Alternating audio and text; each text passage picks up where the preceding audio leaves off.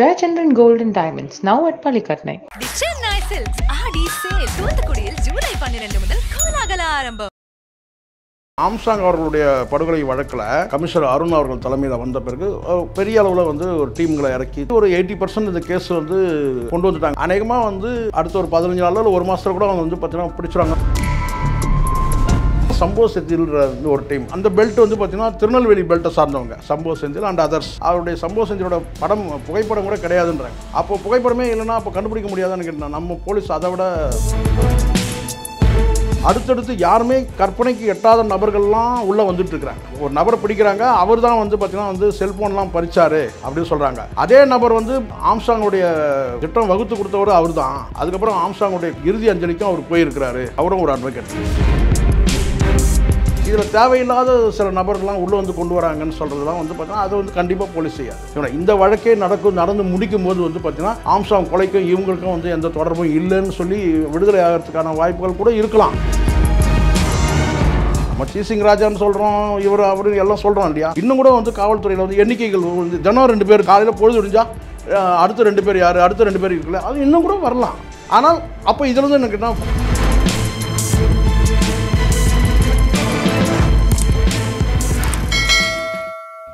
ஆரோட்டியர்களுக்கு வணக்கம், நான் உங்கள் அஜித். ஸோ இன்றைக்கி நம்ம கூட வந்து பார்த்தீங்கன்னா ஜேர்னலிஸ்ட் தேகோரா ஜெய்சங்கர் சார் தான் இணைஞ்சிருக்காங்க. சார் கிட்ட நிறைய விஷயங்கள் வந்து பேச போகிறோம். சார் வணக்கம். சார் வணக்கம் அஜித், எப்படி இருக்கீங்க? நலமாக இருக்குமா? இந்த ஒரு 15 நாளாகவே வந்து பார்த்தீங்கன்னா, ஏன்னா ஒரு கேஸ் ஒன்று நடக்குது, இல்லை ஒருத்தவங்க வந்து கொலை செய்யப்படுறாங்க அப்படின்னா ஒரு 2 நாள் பேசுவாங்க, 3 நாள் பேசுவாங்க, அடுத்தடுத்த இதை கடந்து போயிடுவாங்க.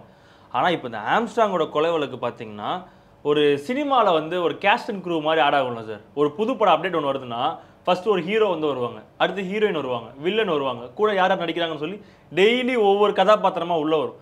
இந்த மாதிரி இப்போ ஆம்ஸ்ட்ராங்கோட கொலை வழக்கு வந்து ஆயிடுச்சு. இதுவும் நமக்கு எப்படி ஆயிடுச்சுன்னா, காலைல தூங்கி எழுந்திரிச்சு இன்னைக்கு யாரோட பேர் வரப்போகுது அப்படிங்கிற ஒரு கேள்வி வந்துருச்சு. தொடர்ந்து ஒரு 15 நாளைக்கு 15 பேர் வந்துகிட்டே இருக்கு சார்.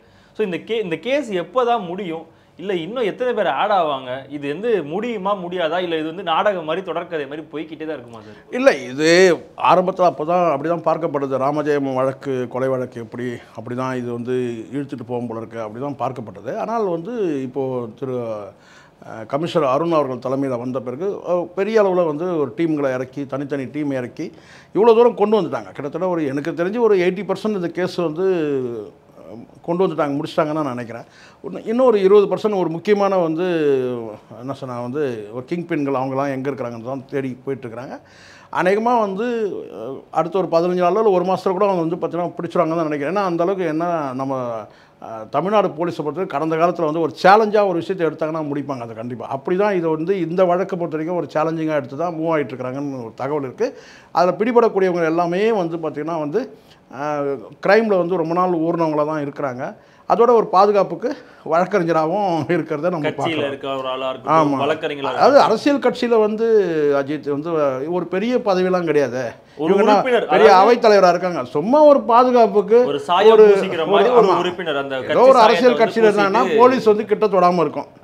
அதுக்காக போலீஸ் வந்து நம்மளை தொடாமல் இருப்பாங்க. ஒரு அட்வொகேட்னு ஒரு சர்டிஃபிகேட், அரசியல் கட்சியில் ஒரு பதவி அப்படின்றது தான் இந்த வழக்கில். ஆம்ஸ்ட்ராங் அவர்களுடைய படுகொலை வழக்கில் அரசியல் கட்சியாக இருந்தாலும் அவங்க மேலே வந்து நடவடிக்கை எடுக்கணும். அது ஒரு பொருட்படுத்தக்கூடாது. அது ஆளுங்கட்சியாக இருக்கட்டும், எதிர்கட்சியாக இருக்கட்டும், மத்தியில் இருக்க ஆளுங்கட்சி எந்த கட்சியாக இருக்கட்டும். அதே மாதிரி வழக்கறிஞர் சர்டிஃபிகேட்னு ஒன்று இருந்தால் வழக்கறிஞர் அவர், அதனால் அவர்கிட்ட நம்ம போக முடியாதுன்ற ஒரு எண்ணம் இருக்குது இல்லையா, அதெல்லாம் உடச்சி தூளாக்கன்னு தான் நான் பார்க்குறேன். இந்த சம்பவத்தில் வந்து பார்த்திங்கன்னா அந்த படுகொலை சம்பவத்தில் 2 தரப்புலையுமே இருக்கிறாங்கன்னும் போது பார்த்திங்கன்னா அந்த அட்வொகேட் அந்த தொழிலும் கூட வந்து பார்த்திங்கன்னா வந்து ஒரு கண்ணிய குறைவாக பார்க்கக்கூடிய ஒரு சூழல் வந்து வந்திருக்குன்றது தான் ரொம்ப வேதனையான விஷயம். கொலை செஞ்சதுக்கப்புறம் ஒரு 11 பேரை பிடிக்கிறாங்க. அதில் ஒருத்தர் வந்து என்கவுண்டர் பண்ணிட்டாங்க. அவங்களே வந்து ஏ டீம் பி டீம்ன்ற மாதிரி பிரித்து போகிறாங்க. அந்த இடத்துல தான் டக்குன்னு வருது கிளம்புது, ஒருத்தவங்க வந்து 50 லட்சம் அனுப்பியிருக்காங்கன்னு சொல்லி அதில் ஒரு 4 பேர் வராங்க. மலர்கொடி, அப்புறம் அஞ்சலை, ஹரிகரன், சதீஷ்னு சொல்லிட்டு இந்த மாதிரி வராங்க. இவங்க எல்லாருக்கும் ஒரு டீம் யார் அப்படின்னு பார்த்தீங்கன்னா சம்போ செந்தில் அப்படின்றவர் ஒருத்தர் வராரு. இதுவே வந்து 11லேருந்து 4லேருந்து 1 ஆகுது. ஆருத்ரான்னு ஆரம்பித்தாங்க. அதுக்கப்புறம் வந்து ஆற்காடு சுரேஷ்னு தொடங்கினது. இன்னொரு பக்கம் சம்போ செந்தில் ஒரு டீம். இதுக்கு வந்து பார்த்தீங்கன்னா திருநெல்வேலி, அதுக்கு வந்து அந்த பெல்ட் வந்து பார்த்திங்கன்னா திருநெல்வேலி பெல்ட்டை சார்ந்தவங்க, சம்போ செந்தில் அண்ட் அதர்ஸ் அந்த பக்கம். சரிங்களா, யாரெல்லாம் அவர் பின்னாடி இருக்கிறாங்கன்றது தெரியல. இப்போ சம்போ செந்தில் யாருன்றது பார்த்தீங்கன்னா அவர் பார்த்தீங்கன்னா வெங்கடேச பண்ணையார் அப்படி ஒரு போயிட்டுருக்கு. இந்த பக்கம் ஆற்காடு சுரேஷ் அப்படி வந்து 2 டீம் அப்படி போயிட்டுருக்கு சரிங்களா. இதுக்கு இடையில் இடைச்சொர்களாக பல கேரக்டர்கள் வராங்க, வந்துட்டு அவங்க மேலே சந்தேகம் இவங்க மேலே சந்தேகம் அதுவும் நடக்குது சரிங்களா. ஒரு பக்கம் வந்து பத்திரிகையாளர் வந்து உள்ளே நுழைஞ்சி நம்ம நக்கீரன் பிரகாஷ் மாரியவன் கேட்டிங்கன்னா இதில் வந்து ஆருத்ரா சம்மந்தப்பட்டிருக்குண்ணா. இன்னொரு சைடில் வந்து கேட்டால் வந்து பார் கவுன்சில் எலெக்ஷன் தான் காரணம் சொல்லிட்டு அவங்களுடைய அட்வொகேட் வந்து அவர் ஒரு பக்கம் பேசுகிறார். இப்படி வந்து இருந்தாலும் போலீஸ் வந்து தொடர்ச்சியாக வந்து இதை வந்து பார்த்திங்கன்னா நல்ல முறையில் எனக்கு நான் பார்க்குற பார்வையில் வந்து தெரிய வருதுன்னு கேட்டிங்கன்னா அடுத்தடுத்து யாருமே கற்பனைக்கு எட்டாத நபர்கள்லாம் உள்ளே வந்துட்டுருக்குறாங்க. ஒரு ஒரு ஒரு நபரை பிடிக்கிறாங்க, அவர் தான் வந்து பார்த்திங்கன்னா வந்து செல்ஃபோன்லாம் பறிச்சார் அப்படின்னு சொல்கிறாங்க. அதே நபர் வந்து ஆம்ஸ்ட்ராங்குடைய திட்டம் வகுத்து கொடுத்தவர் அவர் தான். அதுக்கப்புறம் ஆம்ஸ்ட்ராங்குடைய கொலையில் வந்து பார்த்திங்கன்னா அந்த இறுதி அஞ்சலிக்கும் அவர் போயிருக்கிறாரு. அப்படியான தகவல் நம்ம படிக்கிறோம். இப்போ அதுதான் இது சினிமாவை மிஞ்சிய காட்சிகள் வருதுன்னு பார்க்கும்போது ஒருத்தரோட பேர் வந்து ஆட் ஆகுது, சேசிங் ராஜா அப்படின்னு சொல்லி ஒருத்தரோட பேர் ஆட் ஆகுது, சீசிங் ராஜா. சீசிங் ராஜா. ஆமாம், ஏன்னா இது வரைக்கும் சம்பவ செந்தில் தான் வந்து முக்கிய குற்றவாளி, அவரை நோக்கி தான் இந்த இது வந்து போயிட்டு இருக்குன்னு பார்த்தா அவருக்கு முன்னாடி ஒருத்தர் இருக்காரு சீசிங் ராஜான்னு சொல்லி அப்படின்னு இருக்காங்க. அதுதான் இப்போது இது எப்படின்னா இப்போ இதை வந்து என்ன ஒரு விஷயம் தெரிய வருதுன்னு கேட்டிங்கன்னா கொல்லப்பட்டவர் வந்து மிகப்பெரிய அளவில் ஒரு பலம் பொருந்திய ஒரு பேக்ரவுண்டு உள்ளவராக இருந்திருக்கிறாருன்னு தான். ஏன்னா இவ்வளோ பெரிய டீம் வந்து இறங்கி இதில் பண்ணியிருக்கிறாங்க, வெவ்வேறு டீம் இருக்குது அப்படின்னு சொன்னால் அப்போ கொல்லப்பட்டவர் வந்து பார்த்தீங்கன்னா அவருடைய பேக்ரவுண்ட் பின்புலம் வந்து ரொம்ப ஸ்ட்ராங்காக இருந்திருக்கு. அப்போது வந்து ரொம்பவும் பிளான் பண்ணி கிட்டத்தட்ட ஒரு 6 மாதம்ன்றாங்க, 1 வருஷன்றாங்க, கரெக்டாக வந்து ஒர்க் அவுட் பண்ணி அது இந்த சம்பவத்தை நடத்தியிருக்கிறாங்கன்றது தான் நமக்கு தெரிய வருது. கொல்லப்பட்டவருடைய பேக்ரவுண்டு நம்ம இணைச்சி பார்க்க வேண்டியது இருக்குது. பொண்ணவங்களுடைய வந்து அந்த வியூகத்தை பார்க்கும்போது அப்போ வந்து கொல்லப்பட்டவர் வந்து பார்த்தீங்கன்னா பெரிய அளவில் ஒரு வலிமையான ஒரு பேக்ரவுண்ட் அவருக்கு இருந்திருக்குன்றது கிளியராக நமக்கு தெரியும். சரி, இப்போ அவரை கொலை பண்ணால் சொன்னவங்களே இறுதி அஞ்சலிக்கும் வந்ததாக சொல்கிறாங்களே சார் ஒரு சில. அதுதான் அந்த ஒரு அவரும் ஒரு அட்வொகேட் சரிங்களா. அவர் என்ன சொல்கிறாரு கேட்டால் ஒரு ஸ்டேட்மெண்ட் கொடுக்குறா, அவர் தான் செல்ஃபோன்லாம் வந்து கீழே அதாவது அவர் தான் செல்ஃபோன்லாம் வந்து தூக்கி வீசம் தான் சொல்கிறாங்க. அவரும் ஒரு அட்வொகேட் சரிங்களா. இந்த அட்வொகேட் படித்தவங்க தான் வந்து பார்த்தீங்கன்னா அவருடைய கொலைக்கு பின்னாடி இருக்கிறவங்களும் ஒரு 5 பேர் வந்து அட்வொகேட் முடித்தவங்க தான் இருக்கிறாங்கன்னும் போது கொஞ்சம் நமக்கு வந்து ரொம்ப ஷாக்காகவும் இருக்குது, வருத்தமாக இருக்குது. அவங்க தான் திட்டமே போட்டு கொடுத்துருக்குறாங்க அப்படின்னு இருக்குது.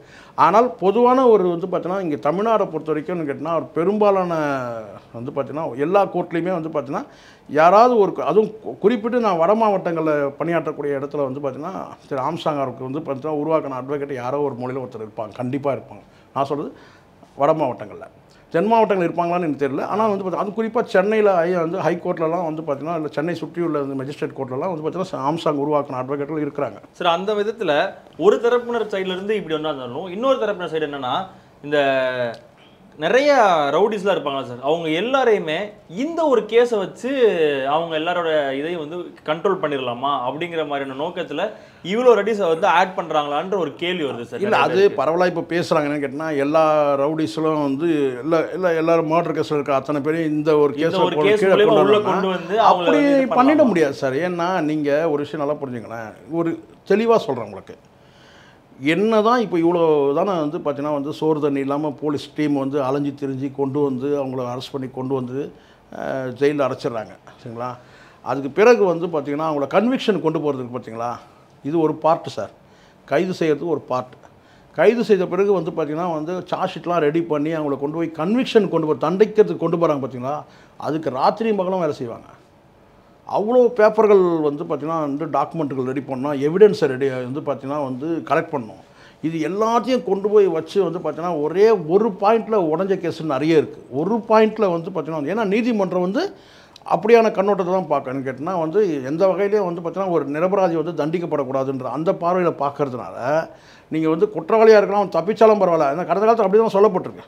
1000 குற்றவாளிகள் தண்டிக்கலாம், ஒரு நிரபராதி வந்து 1000 குற்றவாளிகள் தப்பிக்கலாம், ஒரு நிரபராதி தண்டிக்கப்படக்கூடாது அப்படின்னு கேட்டால் இவங்க ஜல்லிச்சு பார்ப்பாங்க எல்லாத்தையுமே. கன்விக்ஷன் கொண்டு வரதே பெரிய கஷ்டம். அப்படி இருக்கும்போது உண்மை குற்றவாளிகளுக்கே இதுதான் நிலைன்னும் போது வந்து பார்த்திங்கன்னா நீங்கள் சொல்கிறீங்களே கேட்டால் இது எல்லாத்தையும் இதை கொண்டு வந்து அவ்வளோ எளிதாக சேர்க்க முடியாது. ஒரு மர்டர் கேஸில் வந்து கொண்டு வந்து இன்னொருத்தர் சம்பந்தமே தொடர்பே இல்லாதவங்களை கொண்டு வந்து இந்த வழக்கே நடந்து முடிக்கும் போது வந்து பார்த்திங்கன்னா ஆம்ஸ்ட்ராங் கொலைக்கும் இவங்களுக்கும் வந்து எந்த தொடர்பும் இல்லைன்னு சொல்லி விடுதலை ஆகிறதுக்கான வாய்ப்புகள் கூட இருக்கலாம். இப்போ கைதானவங்க ஆமாம் கைதானவங்க. ஏன்னா அது வந்து அவ்வளோ எவிடன்ஸுகளை வைக்கணும். காவல்துறைக்கு மிகப்பெரிய சேலஞ்ச் சார். நீங்கள் அரெஸ்ட் பண்ணிட்டு கொண்டு வந்துட்டால் கூட அவங்கள கன்விக்ஷன் கொண்டு வருதுன்றது வந்து பார்த்தீங்கன்னா ராத்திரி பகலும் வந்து பார்த்தீங்கன்னா சோறு தண்ணி இல்லாமல் உழைக்கணும். உண்மை இது. ஏன்னா அறிவார்ந்த வழக்கறிஞர்கள் வந்து கொண்டு வருவாங்க, இவ்வளோ பணம் பொருந்தியவங்க. அவர் வந்து பாயிண்ட் டு பாயிண்ட் பார்ப்பார், சரிங்களா? ஏன்னா அவர் வந்து எந்த அட்வொகேட்டாக தான் கேட்டால் தன்னுடைய கிளைண்ட் வந்து பார்த்தீங்கன்னா வந்து தண்டிக்கப்படக்கூடாது சொல்லி அப்படியான ரூட்டை எடுத்து அப்படி தான் அவங்க பார்ப்பாங்க. அப்போ போலீஸ் தரப்பில் வந்து ப்ராசிக்யூஷன் தரப்பில் வந்து பார்த்தீங்கன்னா வந்து அவ்வளோ ஸ்ட்ராங் எவிடன்ஸில் கொண்டு போயிட்டு ஒரே ஒரு பாயிண்ட்டில் உடைஞ்ச வழக்குகள்லாம் இருக்குது. இது வந்து அந்த சட்டம் படித்தவங்களுக்கு தெரியும். அப்படி இருக்கும்போது இதில் தேவையில்லாத சில நபர்கள்லாம் உள்ளே வந்து கொண்டு வராங்கன்னு சொல்கிறதுலாம் வந்து பார்த்தீங்கன்னா அதை வந்து கண்டிப்பாக போலீஸ் செய்யாது. சம்மந்தப்பட்டவங்க வந்து பார்த்தீங்கன்னா ஏதாவது ஒரு நூக்கன் காரணம் எங்கேயாவது ஒரே ஒரு சின்ன ஒரு லைனில் வந்து அவங்க தொடர்பு இருக்குது, வெறும் பண பரிவர்த்தனை மட்டுமே அவங்க பண்ணியிருக்கிறாங்க அப்படின்னு சொன்னால் கூட அவங்கள உள்ளே கொண்டு வரணும்ல, விட்டுற முடியாதுல்ல. இல்லைங்க இது போலீஸ் பார்த்து வந்து பார்த்தீங்கன்னா போலீஸ் வந்து பார்த்தீங்கன்னா கைது பண்ணுறதுக்கு தான் சார் வந்து அவங்களுக்கு வந்து பவர் இருக்குது. அதாண்டு வந்து மன்னிச்சு விடுறதுக்கெல்லாம் வந்து அவங்களுக்கு பவர் கிடையாது. நாளைக்கு ஒரு கேள்வி வரும், ஏன் இந்த ஒரு பாயிண்டில் வந்து அவரை வந்து கைது பண்ணல, இதே நீதிமன்றமே கேள்வி கேட்கும். அப்போது இந்த வழக்கில் யாருக்கெல்லாம் என்ன மாதிரியான தொடர்பு, ஒரே ஒரு லைன் தொடர்பு இருந்தாலும் அவங்கள உள்ளே கொண்டு வந்துடுறாங்க. அப்போது வந்து கேட்டால் இது எல்லா ரவுடிகளும் பிடிக்கணும் கிடையாது. அப்படி பார்த்தோன்னா இன்றைக்கி எவ்வளவும் வந்து பார்த்தீங்கன்னா பல்வேறு வழக்கில் இருக்கிறவங்க வந்து பார்த்தீங்கன்னா நீதிமன்றத்துக்கு போயிட்டு வந்துட்டு இருக்கிற வழக்குகள் வந்து ரவுடிகள் இருக்கிறாங்க. அந்த மாதிரி வந்து இந்த வழக்கில் தொடர்புடையவங்கள எல்லாரையும் அவங்க வந்து கைது செய்து நடவடிக்கை. டி சிங் ராஜா அப்படிங்கிறவர் இதுக்குள்ளே எப்படி வராரு, அவருக்கு இதுக்கு என்ன சம்மந்தம் சார்? எல்லாருமே ரெண்டு விஷயம் சார். இங்கே முதல்ல அடிப்படையில் ஒரு விஷயம். ஃபஸ்ட்டு வந்து ஒரு விங்கு வந்து ஏற்கனவே வந்து ஒரு பர்சனலாக அவங்களுக்குள்ள ஒரு மோட்டிவேஷன் இருக்குது, சரி, உள்நோக்கம் இருக்குது, பழிவாங்கிற நோக்கம் இருக்குது ஒரு குரூப்புக்கு.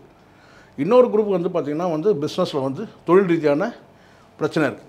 ஒரு கட்டத்தில் வந்து இங்கே வந்து நிறைய வந்து என்ன சொன்னால் சந்தேகங்கள் வாதிக்கப்படுது, காவல்துறை நடவடிக்கைகள் விமர்சிக்கப்படுது.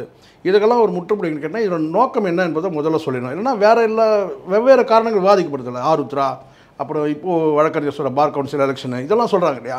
அப்போது முதல்ல வந்து கேட்டால் கமிஷனர் அவர்கள் வந்து என்ன சொல்கிறேன்னா இதில் வந்து ஸ்கிராப் பிஸ்னஸ்னு ஒன்று இருக்குது, அதுதான் வந்து அந்த தொழில் தான் இதுக்கு மோட்டிவேஷன் அப்படின்றத வந்து வெளிப்படையாக சொல்கிறார்.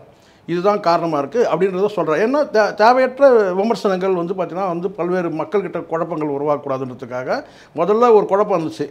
பண்ணவங்க இவங்க தானா, இந்த கொலையை பண்ணவங்க இவங்க தானான்னு வந்து இவங்க வந்து இல்லைன்னு சொல்லி பல விவாதங்கள் ஆச்சு இல்லையா? இங்கே அப்படி இவங்களுக்கு என்ன தெளிவுபடுத்தினாங்க, ஒரு வீடியோ போட்டு இன்னார் வந்து பண்ணாங்கன்றது வந்து தெளிவாகிடுச்சு.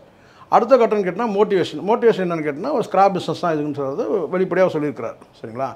இப்போது ரெண்டு தரப்பில் வந்து ஒரு பழிவாங்கிற ஒரு நோக்கம் உள்ள ஒரு டீமும் தொழில் ரீதியாக வந்து பார்த்திங்கன்னா வந்து பிரச்சனை உள்ள ஒரு டீம். இந்த ரெண்டு டீமில் வரும் பார்த்திங்கன்னா இந்த ரெண்டு டீமை இணைக்கிறதுக்கு சில பேர் வந்து பண பரிவர்த்தனைகள் பண்ணுறது, ஆயுதங்கள் கொடுக்கறது, இவங்களை வந்து பார்த்திங்கன்னா வந்து அடைக்கலம் கொடுக்குறது, இப்படியான வந்து பார்த்திங்கன்னா இன்னும் கூட பல பேர் வரலாம். நம்ம டி சிங் ராஜான்னு சொல்கிறோம், இவர் அப்படின்னு எல்லாம் சொல்கிறோம் இல்லையா? இன்னும் கூட வந்து காவல்துறையில் வந்து எண்ணிக்கைகள் வந்து தினம் 2 பேர், நீங்கள் சொன்ன மாதிரி காலையில் பொழுது விடிஞ்சா அடுத்த 2 பேர் யார், அடுத்த 2 பேர் இருக்குல்ல, அது இன்னும் கூட வரலாம். ஆனால் அப்போ இதில் வந்து எனக்கு போலீஸ் வேலை செய்யுது, காவல்துறை வந்து அதுக்கான வேலை செய்யுது, இந்நேரம் வந்து கொண்டு வந்து கொடுக்குறாங்க, கொண்டு வந்து சார் கைது பண்ணுறாங்க, அடுத்த கட்ட நடவடிக்கை நகர்றாங்க. இப்போ ஒரு நொய்டாவில் இருக்கிறாரு, அங்கே இருக்கிறாரு, இங்கே இருக்கிறாரு, அவங்களுக்கு தேடி வந்து ஒரு 5 படை போயிருக்கணும்.